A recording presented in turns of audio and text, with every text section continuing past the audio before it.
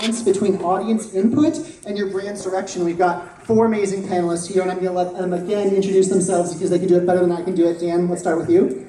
I'm Dan Brown. I've been YouTubing for 4.5 years or something like that. I started with a tutorial on how to solve the Rubik's Cube, and then I went into video blogging, and then I let my audience control everything that I was doing with my life, and that was a disaster. And I got really depressed, and now I'm back to blogging.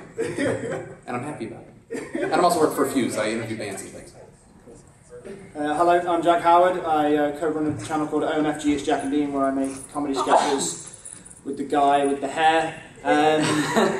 Such nice hair. Yeah, well, it's lovely. Thanks, baby. Thanks, baby.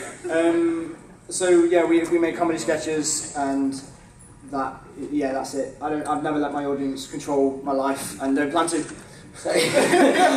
Well, they kind of do, in a roundabout way. I'm Dean, and I do everything that he does, except the name's different. So, hello, I'm Dean. I co-run OMFG, it's Jack and Dean. It's comedy stuff. Yeah, there you go. I don't really know what I'm talking about.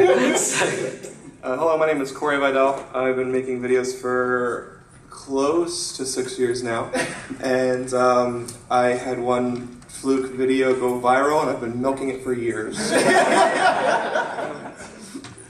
And isn't that the way to do it? Yeah. So, you know, the panel is all about letting go of control and, you know, kind of the balance of you and your audience. And I think there's no better place to start than with you, Dan. The king of going through the experiment of, because no one really did what you did, you know, on YouTube. I can't think of somebody else that was like, I think I want to just let people control my life and see where that goes. And I mean, I think you learned a lot, and I don't think that it was a whole, I mean, was it a wholly negative experience? No. So what made you want to get into that, and what point did you decide to move away from it, and what kind of, I guess the bigger question is, what have you learned from letting go and then taking back control? Oh, absolutely. Well, I really wanted to do it because, like, I don't know, I'm always looking for the next step. Like, what do you do with this crazy thing that you have? I have this audience on YouTube, and so basically I got really into the whole concept of crowdsourcing, using the brains of thousands of people to try and make the best possible decision. And I put a lot of trust in that idea. Well, basically what I learned is that it doesn't matter how many high school kids you have telling you what to do with your life. When you're beyond high school, they still don't know exactly what, but that's not entirely fair too. I also learned that, like, when you bite off more than you can chew. Yeah, did that answer it? No? Would you do it all again? Not anytime soon. I mean, obviously not anytime soon, but looking back on it, if you could, you know, go in a time machine, would you go in a time machine and never do it again? Or are you happy that you had the experience and that you learned from it and that kind of everyone else on YouTube learned from it as well? Yeah, well, I'm really happy that, like, I learned a lot. And a lot of it just about basic, like, being on your own life sort of shit. But if I went back, I would certainly do a lot of things differently. I would have had way less focus on the actual system because I was so absorbed in the, like, crowdsourcing idea. Like, in the talk that I gave at VidCon a couple years ago, announcing the whole thing, like, most of the talk was dedicated to how we are going to be making decisions. That's really a lot less important than I thought it would be. Basically, I could have just been like, hey audience, what should we do? And let them pick one thing and focus on that rather than trying to do like 5 things at once. But I mean, so little technical things would be different. Yeah. But yeah, in terms of giving control to the audience, no, I don't think that's a bad thing at all. I mean, because no matter who you are on YouTube, you have to give up some semblance of control, because if you're going to have an audience, you need to kind of have a very genuine relationship and have a genuine kind of exchange of ideas and conversation. So how much emphasis do you put on that? Like, how much control now do you give to that genuine interaction versus your own brain, your own creativity? Well, the one thing that Dan 3.0 was really, really fantastic for was actually coming to understand who it is that's watching. In the last... Do you know your audience better now than you ever thought you would? Oh, totally. At the last panel, people were saying, you know, oh, we don't look at Insight, or, you know, we look at it a little bit. And, like, no, I totally understand that and empathize with that, because I was at that point. But doing Dan 3.0, like when you do that though, it's easy to like create delusions about who's watching and think that, you know, oh, people who are watching are just like me. And I guess starting YouTubing as like a high schooler, as you know, I was in the 13 to 17 demographic. I started out as a peer with my audience, and then actually, as Dan 3.0 was happening, as I was having these life experiences, learning how to be out on my own, there became this, you know, that sets you apart from them a little bit.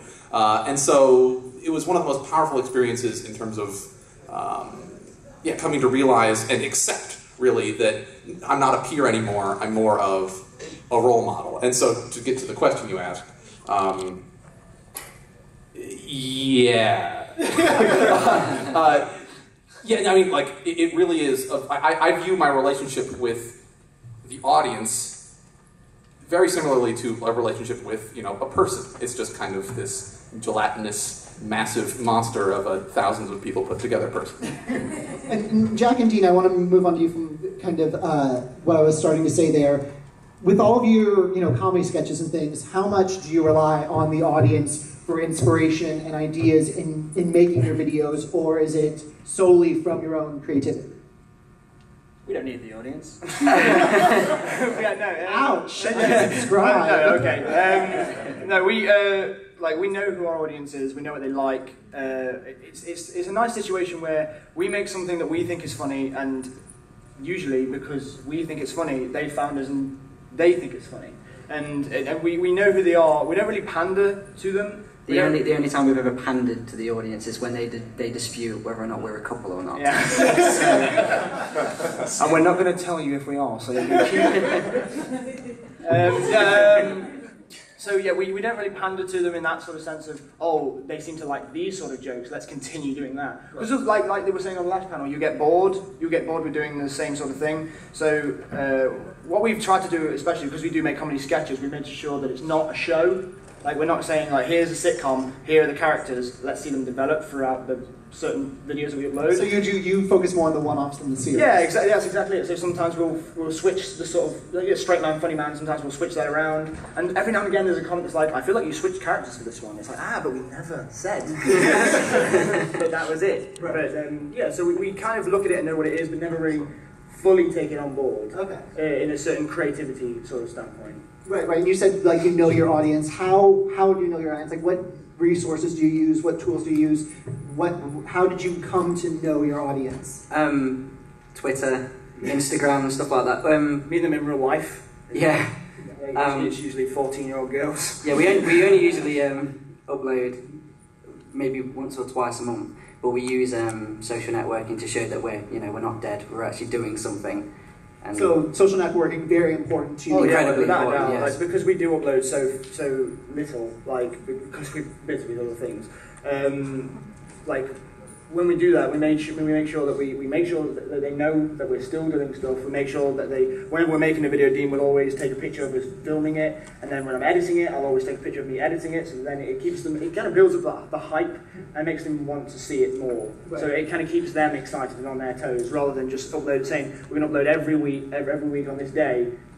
We feel like that would kind of get them too comfortable and could kind of get bored with that sort of thing. So we like to keep it that sort of way. Keep them on their toes, I guess. Because I feel like you've gone through a lot of different audiences. Like, a lot of people have come and gone and come, and, how do you relate to an audience that might, not be so static? It might be something that's kind of ever-changing.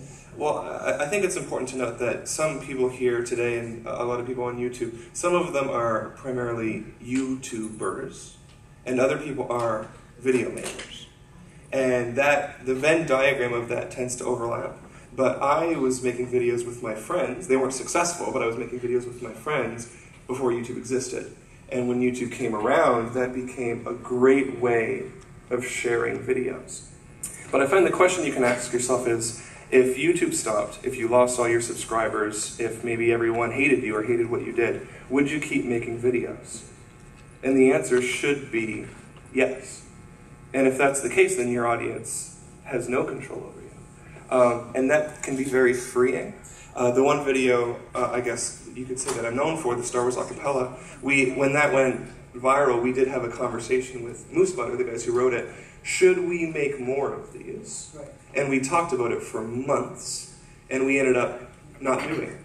Because I didn't want to be the Star Wars acapella guy. Because my whole life, I didn't want to make acapella videos. My whole life, I wanted to make videos with my friends. And that was before YouTube existed, and maybe one day that will be after I'm doing YouTube. I'm still going to make videos. I would actually love if my audience was like me. And having a lot of subscribers, I find, is useless if they don't care about your content.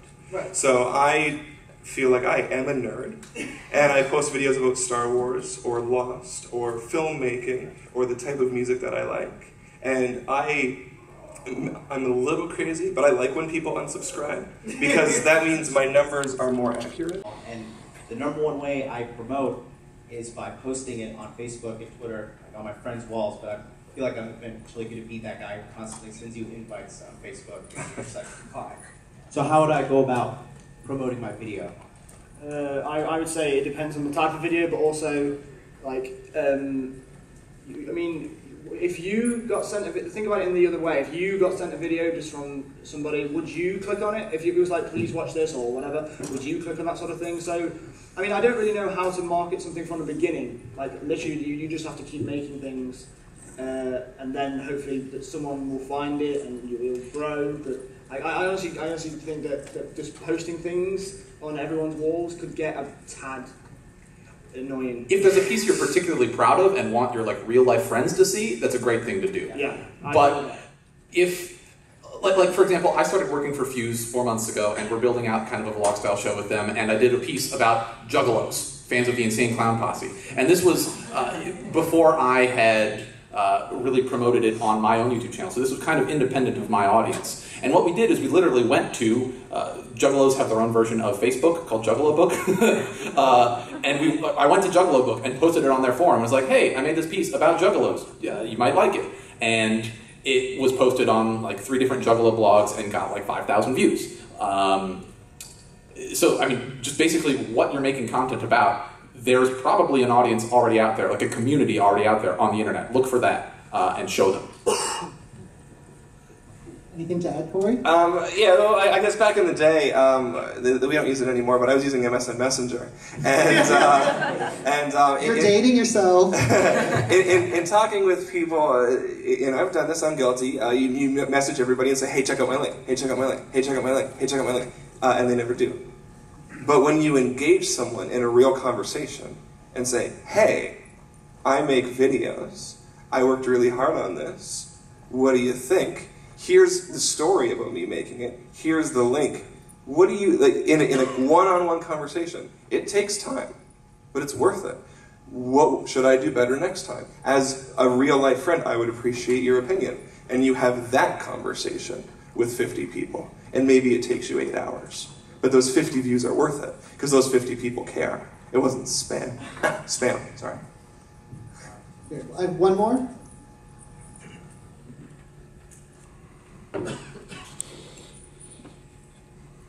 I'm a little dismayed at a comment that you made regarding, quote, a real job.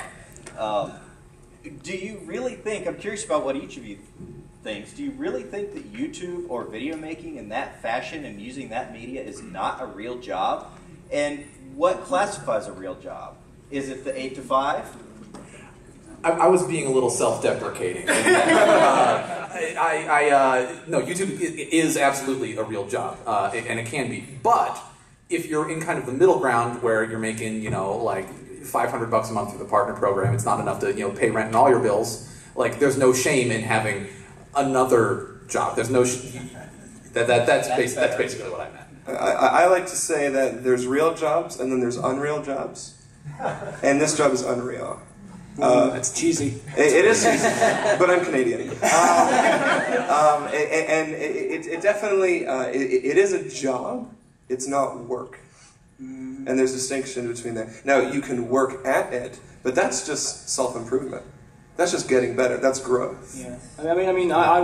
I completely agree with the fact that video making and filmmaking in general is a massive job. Like the last thing we shot we shot from 6 in the evening until 1 in the morning, and that was hard work. We put a lot of effort into it, and people think that making YouTube videos can be really, really simple and really, really easy, but it's as hard as anything else. Yeah. It's just people think that filmmaking is like, oh, I can make that. They assume if they watch a 3-minute video, it only takes 3 minutes to make it. Yeah. Well, the great irony of it is that if you do it well, you make it look easy. Yeah. So people assume it's really easy and that you're really lazy. So. So yeah, it's a real job. It's just that your parents would be like, go and get a job somewhere else. All right, well, if we can get a big round of applause for our panel, thank you so much for coming to the class.